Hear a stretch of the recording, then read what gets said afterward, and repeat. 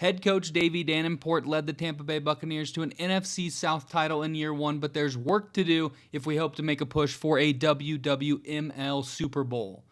I also wanted to take the time to thank everyone who has been watching these videos. They've been really fun to edit and post on the channel. Shout out to all my followers. I'd love to get to 100 before we get to 2026. It's a lofty goal, but if everyone follows, it's possible. I believe. All right, let's get into the offseason moves. The most important thing to note is that I had to work when my league scheduled the NFL draft, so I wasn't able to attend. I had to set my board and hope for the best. Because of this, we made 2 trades in the days leading up to the draft. The first trade gave us Boye Mafe from the Seattle Seahawks. We needed help at edge and had the opportunity to give up a second rounder to get one of the best Madden edge rushers. We also gave up a 4th rounder to obtain Luke Musgrave from the Green Bay Packers. With Cade Otton leaving in free agency to the rival New Orleans Saints, we needed another offensive weapon at the position next to Devin Culp. In free agency, we focused on special teams while adding depth at key positions. We picked up Keaton Mitchell to be our kick returner and originally had an NFC South Division trade in place to send Rachaad White to the Saints for Cesar Ruiz. The Saints backed out at the last minute, leaving us with an abundance of running backs, especially after the draft, but we'll get to that later.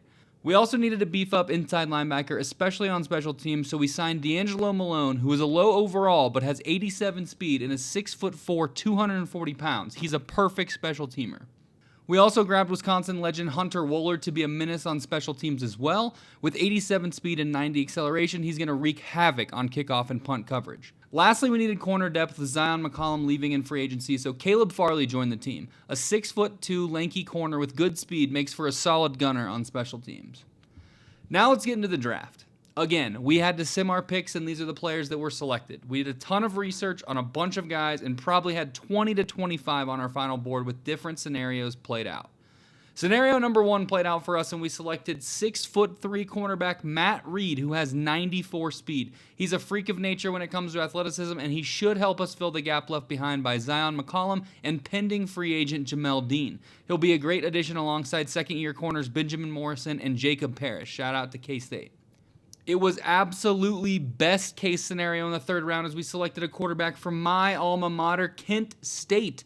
With no backup quarterback on the roster, it was an obvious position of need for us, but with normal development, it kind of hurts his value long term. However, Baker Mayfield is a free agent after this season, so we'll have to make a decision to extend Baker with a ridiculous Madden quarterback contract or roll with the former Golden Flash's signal caller.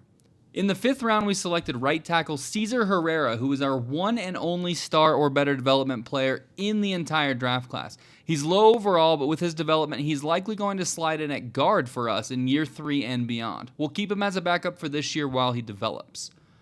We ended up taking a running back in the 6th round in South Carolina State's Eddie Jones, but it's a good addition to the roster. He gives a power element similar to Bucky Irving that we are missing since Sean Tucker was cut last season. At 6'1", 223 pounds, Jones is a bruising running back that can contribute on offense. With our final pick, you guessed it, we grabbed another running back. Again, not really a perk of simulating the draft. Unfortunately, I wasn't there to not pick a running back. So Khari Henry out of Youngstown State will chill on the practice squad as he develops with a huge log jam at running back in front of him. Probably not going to be on the roster long term, but it's good to have depth at the position. We had an undrafted free agent make the roster as well, with 6'3" safety Darren Jones making significant contributions on special teams. The 21-year-old out of Butler only has normal development, but we absolutely love giant defensive backs. He'll be a really fun player to develop. So, to recap, quickly, we used our 2nd rounder and our 4th rounder to grab immediate contributors on both sides of the ball in Boye Mafe and Luke Musgrave. We added 4 quality free agents in Keaton Mitchell, DeAngelo Malone, Hunter Wohler, and Caleb Farley.